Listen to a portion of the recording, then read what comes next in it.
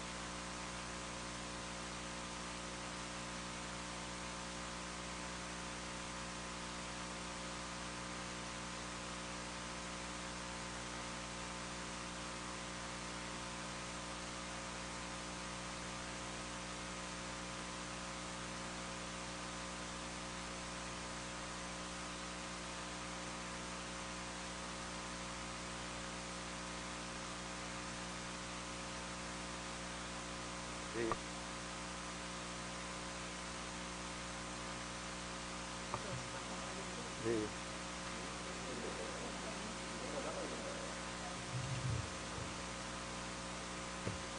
Bem,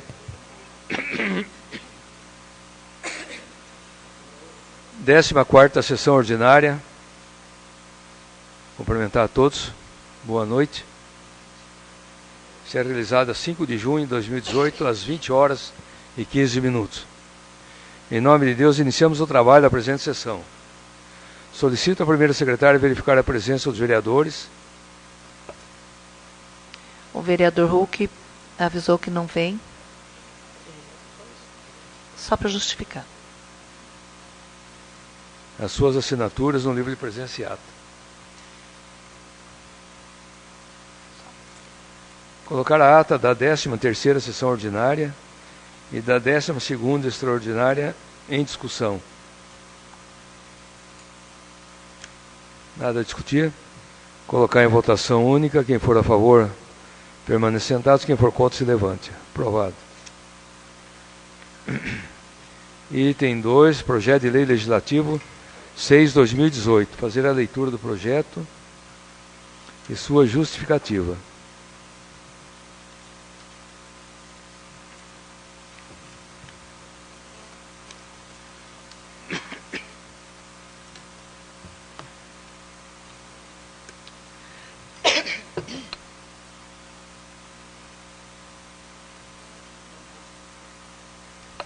Boa noite a todos. Boa noite. Súmula. Dispõe sobre denominação do logradouro público do município de Carlópolis, Estado do Paraná. A vereadora abaixo assinada, no uso de suas atribuições legais, apresenta o seguinte projeto de lei legislativo número 6 de 2018. A Câmara Municipal de Carlópolis, Estado do Paraná, no uso de suas atribuições legais, aprova e o prefeito municipal sanciona a seguinte lei. Artigo 1º. Ficam denominadas as ruas constantes do bairro Eldorado conforme escala, vide mapa. Rua projetada A passa a ser Rua Susumu Tagaki. Rua projetada B passa a ser Rua Rita Rosa de Oliveira Leite. Rua projetada C passa a ser Rua Ercílio Leite de Paula e Silva. Rua projetada D passa a ser Rua Assal Yamashita. Esta lei entrará em vigor na data de sua publicação. Carlópolis, 4 de junho de 2018. Silvana Banique Rocha, vereadora autora. Justificativa. O presente projeto de lei tem por escopo denominar as ruas do bairro Eldorado. Os homenageados viveram neste município, constituíram famílias, seus descendentes permanecem em nosso município. Alguns trabalham em outras localidades, mas sempre visitam e investem em nossa cidade, demonstrando o grande carinho que seus pais sempre tiveram por Carlópolis. Famílias estas que foram importantes para o desenvolvimento do nosso município. Susumu Tagaji. Nasceu em Fukushima, Japão, em 4 de dezembro de 1935. Decidiu vir para o Brasil, causando grande surpresa para a família no ano de 1960, com a idade de 25 anos. Embarcou para a grande aventura de conhecer e fixar raízes na terra tão distante de seu país de origem. Chegou ao Brasil na data de 10 de fevereiro de 1960, na cidade de Santos. Veio para Carlópolis, precisamente na fazenda Yamamoto. Foi recebido pela família, que o acolheu na data de 14 de julho de 1960. Casou-se e tiveram 4 filhas. 2 delas moram em Curitiba, uma no Japão e uma já falecida. Tem 5 netos, os quais são orgulho para o Sr. Susumu. Fundou o Parque Golf Takien, com o intuito de realizar o sonho de sua família, um local para receber seus compatriotas do Japão. Hoje, o Parque Golf Takien é conhecido praticamente em todo o mundo. Viveu na cidade de Carlópolis, que um dia acolheu como filho nato, tinha muito orgulho de morar nessa cidade. Rita Rosa de Oliveira Leite. Nasceu em Carlópolis em janeiro de 1921. Filha de Antônio Zacarias e Rosalina de Oliveira. Casou-se com Sebastião Leite, constituindo uma grande família que tem o respeito de todos. Seus filhos, Nadir, Nevaldo, Neuza, Nilma, Nancy, Neide, Antônio, João, Gilberto, Marlene, Marli, Nancy, Marlene, Benedito, José Donizete e Maria de Fátima e Hugo. Ela sempre se dedicou à casa, ao marido e aos filhos. Muito religiosa, participou do apostolado, tendo perdido apenas 2 reuniões porque estava de dieta. Pessoa excelente, um bom exemplo para todos. Muito conhecedora da história de Carlópolis e mesmo com seus 97 anos lembrava de quase tudo o que ocorreu na cidade. Ficava muito feliz quando os alunos a procuravam para ajudá-los nas pesquisas escolares. Sempre disposta, muitas vezes foi até as escolas para contar sobre a Revolução de 30 e outros assuntos da cidade. Não fez o magistério, mas foi uma professora. Amava passar seus conhecimentos. Faleceu em 19 de fevereiro de 2018, deixando filhos, netos, bisnetos e tataranetos. Ercílio Leite de Paulo e Silva. Nasceu em Carlópolis no dia 8 de fevereiro de 1928. Filho de José Leite de Paulo e Silva e Ana Maria de Nazaré. Casado com Josefa Sanches de Paulo e Silva, teve 4 filhos. Ilza, Hilda, José e Arley. Ercílio foi agricultor e oficial de justiça da comarca de Carlópolis por 31 anos. Asao Yamashita. Nasceu no Japão no dia 11 de novembro de 1933. Filho do Sr. Tahachi e da Sra. Mitsuo Yamashita. Casou-se com a Sra. Hisai, tendo 4 filhos. Hisako, Kazuo, já falecido, Tadashi e Takashi. Foi comerciante durante toda a vida na cidade de Carlópolis. Ficou muito conhecido, sendo que todos têm alguma lembrança do Bar do Assal. Chegou a Carlópolis na década de 50. Morou algum tempo no sítio, na região do Murzilo. Vindo para a cidade, estabeleceu-se como comerciante, tendo trabalhado por mais de 40 anos. Faleceu no dia 11 de dezembro de 2017, deixando esposa, filhas, netos e bisnetos em nossa cidade. Vale dizer que a presente iniciativa é meritória, pois a homenagem retrata o exemplo de pessoas que lutaram sempre ao lado da família, firmando raiz em nosso município. Daí a justa homenagem. Diante do exposto e por ser medida justa a aprovação desta propositura pelo douto plenário, conto com o apoio dos nobres pares. Carlópolis, 4 de junho de 2018. Silvana Banique Rocha, vereadora autora. Encaminhar as comissões de Justiça, Redação e Legislação, Comissão de Orçamento e Finanças. Leitura dos expedientes.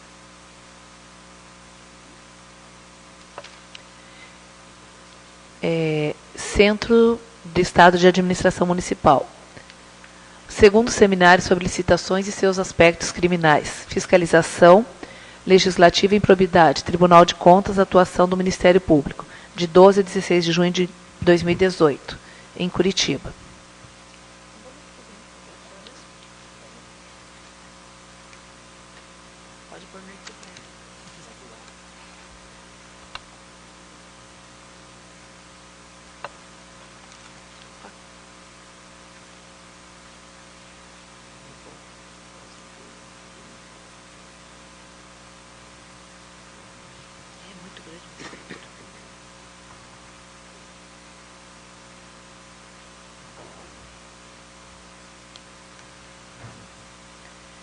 Associação de Pais e Amigos dos Excepcionais de Carlópolis, ofício número 34 de 2018.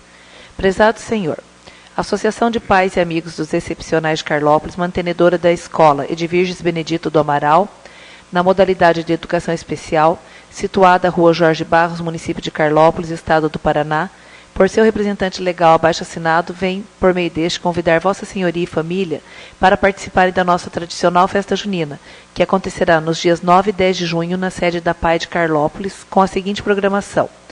Dia 9 de junho, 19 horas, abertura da festa. 20 horas, tradicional quadrilha dos alunos. 21h30, show de prêmios na sequência show ao vivo. Dia 10/6, domingo. Meio-dia, continuação da festa, 14 horas, leilão. Nos 2 dias haverá barracas de salgados, doces, bebidas, churrascos, assados e brincadeiras tradicionais como pescaria e binguim. A festa junina é uma das promoções realizadas durante o ano para arrecadar recursos financeiros, uma vez que as verbas públicas são insuficientes para manter o funcionamento da entidade, que não tem fins lucrativos e presta serviços gratuitos a pessoas com deficiência intelectual e múltiplas e suas famílias. Sendo que tínhamos para o momento, renovamos nosso protesto de elevada estima e consideração. Atenciosamente, Fabiano Alfeu Baroni Barbosa. Presidente.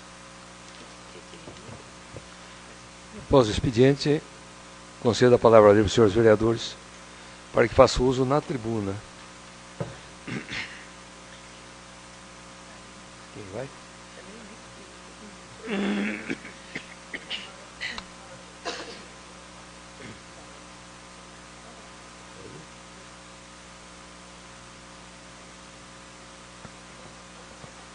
Boa noite a todos. Senhor presidente, eu gostaria de mandar um ofício para o Executivo a respeito do portal de transparência. Tem bastante gente reclamando que não consegue ver não é organizado, diárias e todas as outras coisas. A gente tentou ver ali agora há pouco com o Edson, e você tem a pasta da diária, por exemplo, né, mas abre tudo. Então, que ele organizasse, tivesse uma organização, e que a pessoa quisesse procurar alguma coisa, ou diária, ou licitações, já abria a página, acho que o vereador Adenilson falou que Ribeirão Claro é assim, né? Então, eu gostaria de mandar um requerimento. Está em discussão, pedido do vereador Damin. Nada a discutir, colocar em votação, quem for a favor, permanece sentado, quem for contra, se levante. Aprovado. Só isso, presidente. Tá, obrigado.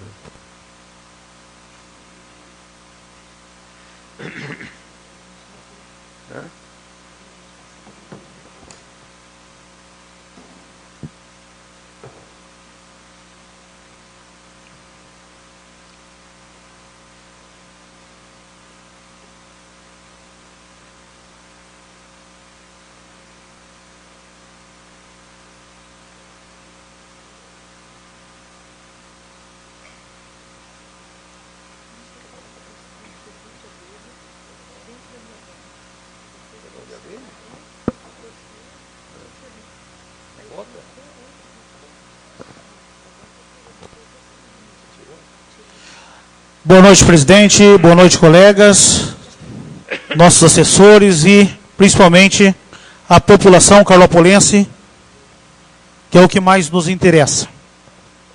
Presidente, essa semana aí que passou, essas 2 últimas semanas, nós tivemos aí um momento um tanto turbulento em nosso país. De tempo em tempo, o brasileiro usa o seu direito de cidadão para manifestar por aquilo que ele acha que é uma reivindicação justa. E vários fatos vieram acontecendo. O fato mais culminante aí na última quinzena foi a paralisação dos caminhoneiros, que causou um efeito cadeia gigante no Brasil. Manifestação esta justa, pelos pesados preços cobrados no diesel. O Brasil é um dos poucos países do mundo que tributa a produção. Por que tributa a produção? Porque se você tem um imposto sobre o diesel, ele entra na cadeia de produção. Desde o momento que o produtor vai usar um arado, um trator, uma máquina coletadeira, um caminhão para entregar, ele está entrando nessa cadeia. Mas enfim, gerou aí uma polêmica grande, que até agora não conseguiram ainda acertar os preços na bomba, e a população reivindica. A gasolina não é diferente. Nós fomos aí com um barril de petróleo em torno de $70 o barril. Alguns analistas dizendo que pode chegar a $100, com mais instabilidades de eleições. Se nós chegarmos com o dólar a R$4, que não é impossível, nós vamos ter um barril de petróleo a R$400. Não sei o que a população vai aguentar pagar esse custo, né? Esse valor alto. E o que eu vejo também é essa insatisfação da população, por mais que o governo pode vir explicar, pode fazer isso, pode fazer aquilo, que são preços internacionais, eu concordo que realmente são e que tem que ser acompanhado. Mas 1 litro de gasolina sai da refinaria da Petrobras em torno de R$2 e chega na bomba a R$4,50. O restante são impostos. Impostos por quê? Para manter uma máquina administrativa brasileira ineficiente, gorda, pesada, e que ela está emperrando a produção. Tudo na economia, eles falam que tem uma equação matemática, até empresa privada, até que ponto que eu posso aumentar o preço do meu produto para aumentar o meu lucro. Até o ponto em que a queda na sua venda não seja significativa. E nos impostos não é diferente.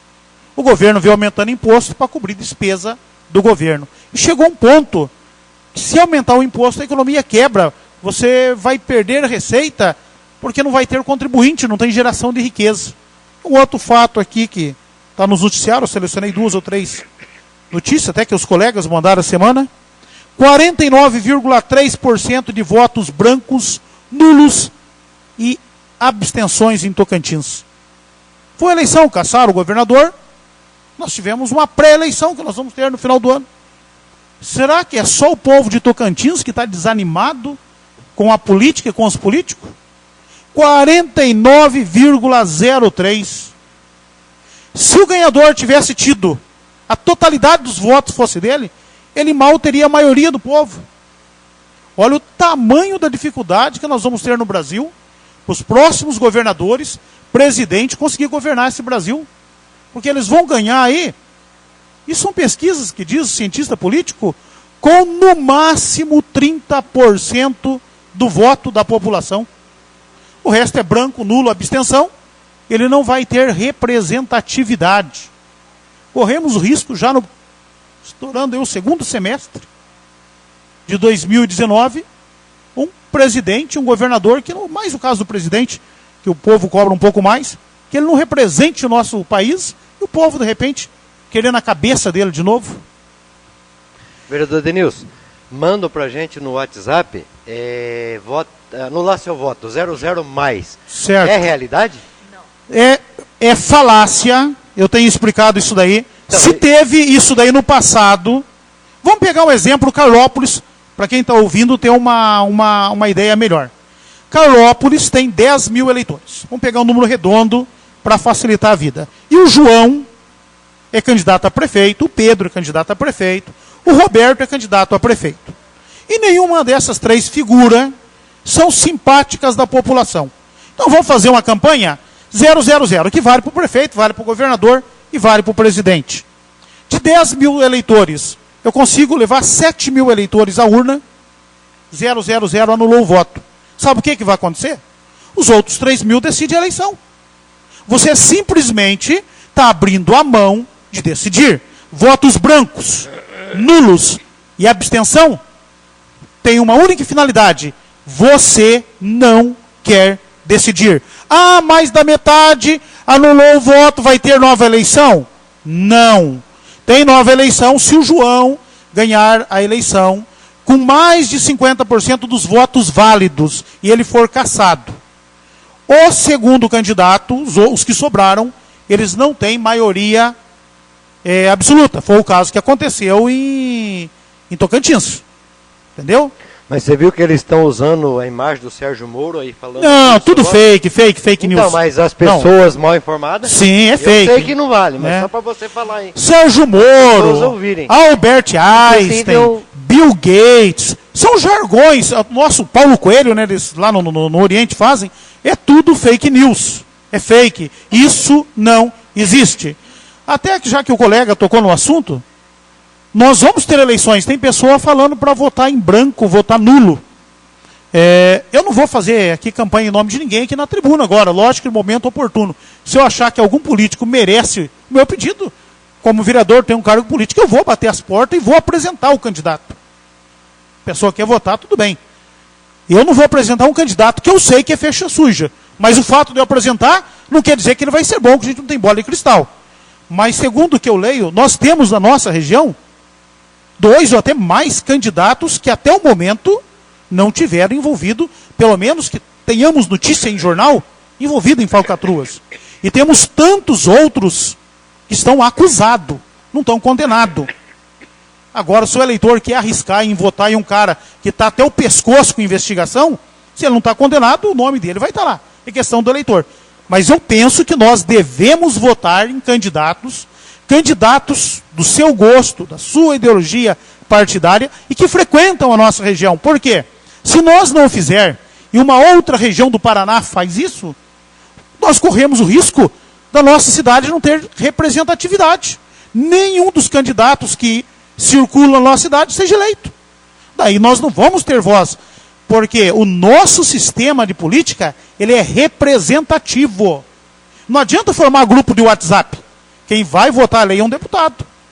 Então nós temos que ter representante. Agora nós temos que usar as redes sociais para eliminar os maus representantes.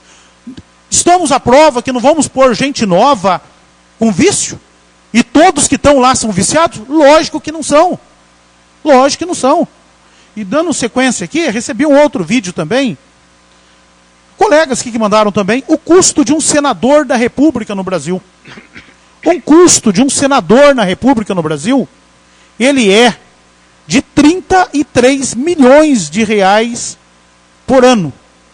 Fazendo a média entre um deputado federal e um senador da República, dá um pouco mais de 10 milhões de reais por ano. Pouco mais. Se eu falar, mas o deputado, ele ganha 10 milhões de reais? Não. Mas por trás de cada deputado existe toda uma hierarquia, a energia, o cafezinho do Congresso, o transporte, o funcionário. É o nosso caso aqui de parlamentares. Nosso, agora pegando aqui, ó. Como eu ia falar isso, eu aproveitei que estava a prestação de contas, acabei de fotografar a nossa prestação de contas da Câmara aqui. O ano passado, nos últimos 12 meses, o município teve um gasto de R$ 34.399.051,57. Disso daí, o Executivo gastou 52% com funcionários. Prefeitura, totalizando R$ 17.900.202,18. Nós, Câmara, tivemos um gasto total aqui de R$ 1.074.803,21. No ano, nos últimos 12 meses do ano passado. Com funcionário. Total, incluindo nós. Mas água, luz, ar-condicionado. Se nós chegarmos a uma conta bem rápida, quanto que custa essa casa para o município? Para o padrão da Alemanha, para o padrão da Bélgica, seria inaceitável. Cada um de nós, vereadores, custamos mais de 10 mil reais por mês para o município. Alguém de vocês recebe 10 mil? Não, nem eu, nenhum de nós. Mas é o custo, porque 27,5% vai direto para o governo federal sobre o salário. 11% nosso, mais 22% da Câmara. Só somando aí você tem encargo. Daí você tem os funcionários que vêm por detrás. Isso chama-se custo Brasil, o alto custo trabalhista, que é o mesmo custo que estão fechando empresas no Brasil, indo para o Paraguai abrir. A Selma, que tem a confecção dela, ela paga, recolhe funcionário, dependendo do salário, em média 10%, e mais 22%. Ela recolhe 330%. Carlópolis, com essa folha de pagamento nossa aqui, em torno de 30% por mês. Estava olhando, por mês, nossa folha de pagamento é 1.200.000. Por mês, Carlópolis deposita na conta da Previdência Social em torno de 350 mil reais. Carlópolis não tem substituição tributária. Carlópolis, como qualquer prefeitura pequena, a folha de pagamento não é desonerada. É ao mesmo tempo que a reivindicação justa para caminhoneiros, empresas com 1.000 carretas, gigantes no transporte, onde conseguiram financiar seus caminhões a juros subsidiado de 4% ao ano, com 5 anos de carência, mas tantos para pagar. Se der problema, eles têm força de chegar no presidente da República, securitizar sua dívida. A folha de pagamento dessas gigantes transportadoras não paga a metade do que a prefeitura de Carlópolis paga, do que a sua confecção paga. Então, tem o pessoal, é difícil. Mas nesse mundo, gente, esse eu li uma reportagem, eu não tenho comprovação de relatórios, mas a soma do INSS das grandes transportadoras diz que somam 52 bilhões de reais de dívidas. Vereador Danilo, você falou 10 mil reais por mês? Um vereador? Um vereador. Mas eu ganho 3.200 reais, quer dizer que 6.800 é do quê? De imposto? Não, você ganha 3.800 reais que é na sua... 3.200 reais líquido. 3.200 líquido. O salário bruto é um pouco mais. 3.800. Você vai ser taxado. Nossa, é público. Não, você comentou até 10 mil, outra reunião, então vamos acertar as bolas aí, porque senão vamos pensar aí que não, nós não ganhamos. 10 mil reais por mês. Nós não ganhamos, mas nós custamos. Não, então tá. Então... Por quê? Para nós estarmos sentados aqui, alguém limpou essa tribuna hoje. Sim, sim. Para chegar ao nosso projeto, alguém deu um parecer lá atrás. Essa energia que está aqui, alguém está pagando. Entendeu? O cafezinho que está aqui, alguém fez. Somando toda a despesa que nos envolve é isso. Da mesma maneira que um deputado não ganha 10 milhões de reais e um senador não ganha 33 milhões por ano. Mas somando passagem aérea, gasolina e vai. Agora, um vereador do estado de São Paulo, da cidade de São Paulo, do Rio de Janeiro, ele custa quase 10 milhões por ano, que ele equivale a um deputado também. É muito dinheiro. Sabe como que funciona as câmaras legislativas em países de primeiro mundo? Conselhos. Salão compartilhado, você tem um secretário, vai e delibera, como era no passado. E eu acredito que eu vou estar vivo ainda, isso vai ocorrer num tempo muito curto. Ou nós voltamos a essa época, ou o povo não vai eleger mais ninguém em tão pouco tempo. É insustentável essa conta. Só uma parte, doutor. Ele falou da época aí, o meu pai foi vereador nessa época, não recebia nada. Não sei quantos anos atrás, ele tem até hoje a carteirinha dele. Aquela época era nomeado delegado, juiz, que você não fazia nem concurso, professor, era tudo nomeado por cargo de... Sim, mas o vereador era um cargo eletivo, só que sem salário. Vou nomear Dirce professor e... como é no Brasil, um deputado tem 3, 4 carros. Na Europa tem muitos deputados que compartilham carro, é um carro para 3. Eles não vão usar o carro ao mesmo tempo? Só para finalizar. Pelo princípio da isonomia, o Tribunal de Contas do Paraná encaminhou projeto para a Assembleia Legislativa do Paraná. Funcionário do Estado está 3 anos sem aumento. Professor que não é concursado, eu ganho um pouco mais, sim. Sua esposa está no que ganha menos. 40 aulas por semana, não ganha 3 mil reais por mês. Não tem dinheiro. O Tribunal de Contas do Estado, onde raramente vai encontrar alguém ganhando menos de 20 mil reais, enviou pedido à Assembleia Legislativa para criar plano de saúde o pessoal do Tribunal de Contas. Por isonomia, porque todos os outros tribunais de justiça do Paraná têm plano de saúde. Qual é essa isonomia, sendo que a grande maioria não tem? Obrigado, vereador. Respeito muito a sua opinião. Fazendo uma parte, eu acho que aí teria que ter uma mudança nacional. Porque partindo de uma cidade pequena, nós não vamos conseguir mudar nada. O senhor esqueceu de falar em auxílio moradia, para o sistema judiciário. Quer dizer, tem tanta coisa que consome o dinheiro do brasileiro, que não são só a classe, vamos dizer, política. É o Brasil em todo que foi montado dessa maneira. E como é que seria a mudança? Você vê que toda essa mudança hoje que está acontecendo no Brasil partiu de um homem só, né? Que é o movimento do Sérgio Moro. Senão ficaria todo da mesma maneira que estava escondido, toda essa roubalheira. Quer dizer, eu acho que é muito difícil a gente... Lógico que cada um tem que tentar fazer a mudança, né? Mas é muito difícil. Tá, obrigado, hein? Presidente, só uma parte. Tem que começar. Quando hoje a nossa madeira no Brasil comercial é o eucalipto. Alguém trouxe uma carapeta de eucalipto da Austrália, que ele não é nativo do Brasil, e hoje nós conhecemos o eucalipto em todos os estados. Vai se propagando. Tem que começar. Então tem que... Aqui nós temos a gordurinha, dá para queimar. O Estado, a União. E o que se constata? Quanto mais próximo está do rei, quem detém o maior poder, inclusive os funcionários também ganham mais. O nosso legislativo se aposenta acima de 30 mil reais, o judiciário, né? Um estagiário do judiciário aqui em Carlópolis ganha mais que um professor que dá aula de 40 horas. Tem outras coisas. Você começou com a reforma, com a greve dos caminhoneiros. Quer dizer, o Brasil ficou um país totalmente rodoviário. E hoje não se consegue fazer uma ferrovia, né? Porque você vai ter que derrubar matas e coisas, você não vai conseguir. Mas outra coisa que é energia limpa, eu estava ouvindo agora na hora do Brasil, quer dizer, são as hidrelétricas, que também hoje não permite mais fazer. Faz-se pequenas hidrelétricas para ver se consome. Não, a água tem sobrando no Brasil. O que nós temos demais é paternalismo e proteção aqui dentro do país. Proteção ainda errada ainda, né? No meu ver. Hoje eles... Como é que é? Essa proteção, ela é em extremo excesso. Não deixa o brasileiro crescer. Não deixa. Só fazer uma parte. Eu tomo como exemplo Coreia do Norte e Japão.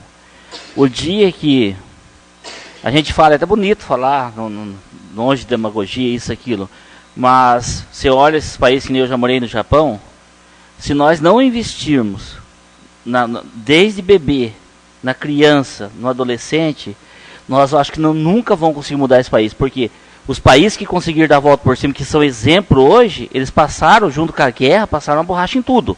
Eles começaram do nada, foram de voluntário, investiram na educação, na criança e no adolescente, formaram cidadãos diferentes. Agora, quem que vai mudar essa corja que está aí? Hoje, é o meu ponto de vista. Se não investir na criança, no adolescente, na educação, vai ser isso aí, nós vamos morrer, os nossos filhos vão morrer, os nossos netos, mas eu acho que não tem receita, a receita está pronta, é investir na educação, formar cidadãos de verdade, com cultura diferente, com outro pensamento. Olha essa molecada de hoje, vê que são críticos. Você pega essa molecada de hoje, é outra cabeça. Esses promotores, esses juízes, que são recém-formados, não tem corrupção com eles. Não tem. Ó, o Moura aí está dando exemplo a nível mundial. Eu penso assim, o país só vai melhorar e nós podemos, aqui nós uma podemos parte, mudar. Professor, eu concordo totalmente com você. A criança é aquilo que tem que ser moldada para que faça um país melhor. É da criança. Só que a dificuldade que eu acho, quando é que nós vamos conseguir isso aí? Quer dizer, o investimento, você sabe que na educação é pouco. Quase nada. Então, quase nada. Quer dizer, então não tem... como é que a gente pode esperar uma coisa que mude totalmente aquilo que está acontecendo no Brasil? Né? A primeira coisa que o brasileiro tem que terminar é o jeitinho, né? O jeitinho, todo brasileiro vai fazer, não, eu vou furar a fila, eu vou dar um jeitinho aqui de entrar, né? Como foi nessa greve dos caminhoneiros, cada um tentando furar a fila para pegar seu galãozinho de gasolina. E isso aí reflete uma educação má que nós temos, né? Quer dizer, eu acho que o brasileiro tinha que ter um conceito diferente de vida, né? Mas a educação também consome 25%, né, doutor? Eu acho que também não é bem aplicado, né? Acho que tem muita coisa errada na educação também, poderia consertar, né? Vereador Davi, o uso do dinheiro público no Brasil... Então, esse é o problema. O uso é mal usado o dinheiro. Não dá nem para comentar, né? Presidente, só fazendo uma conclusão da educação, a legislação pede que a educação seja usado 25% na Constituição. Nosso município usa 25, 26, cravado. Saúde, os gastos do município é de 15%. Usa 30. Nós usamos 30%. 33. Joaquim Távora, se eu não me engano, está com 13 presos, Ribeirão Claro com 8 ou vice-versa, na última reunião que tivemos com o promotor. Carlópolis está com 88. Será que a sensação de segurança em Carlópolis é muito maior que essas duas cidades? Por que nós vamos abarrotando as nossas delegacias, nós vamos sacrificando o sistema de saúde? Porque não foi investido em educação. Isso é um passivo. E nós ouvimos aqui a semana passada, quando eu questionei a nossa secretária da Educação, que nós íamos aprovar a contratação de professores, somente os professores, por um processo seletivo simplificado, porque eu considero uma área fundamental. A resposta foi que vão se remanejar professores que estão na educação infantil para a educação básica fundamental 1, que lá ainda o Ministério Público, entre aspas, tolera trabalhar com estagiário. Pesquisa norte-americana, aonde investiu na primeira infância, a renda do adulto melhora em 30%.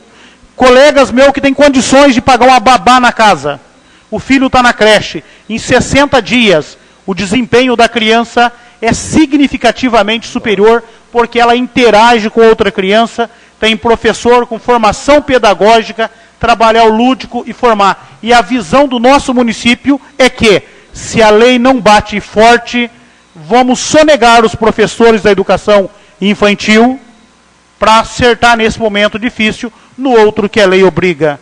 Enquanto um país só trabalha na chibata da lei, esse país não tem futuro. Vereador Denilson, é o seguinte, o promotor deu verbal, deu por escrito? Não deu. Agora vamos ver se o núcleo vai aceitar. Não, na verdade... Porque isso não vai acontecer. Sim, você pode ter certeza que isso não vai acontecer.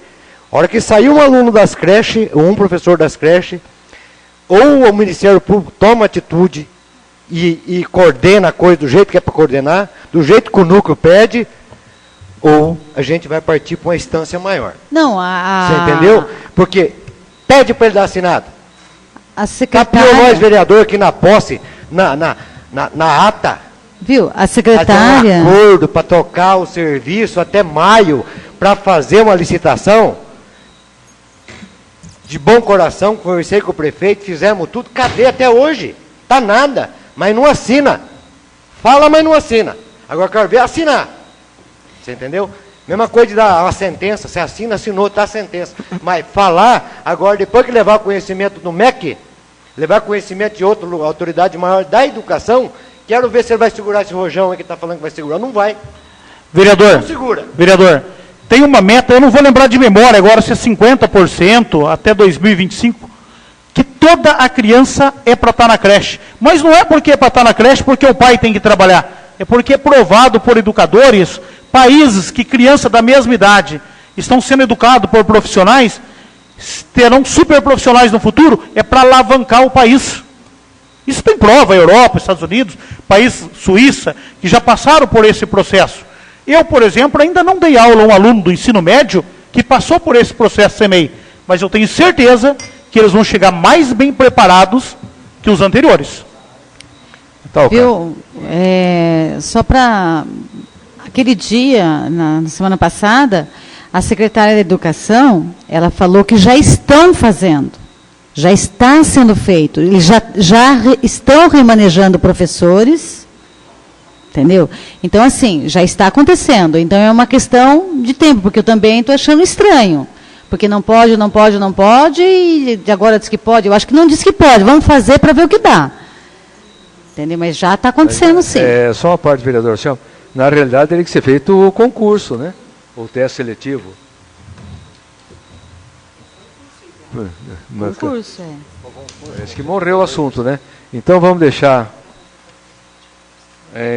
de encerrar a sessão. Daí a nossa amiga Dirce quer conversar com os vereadores.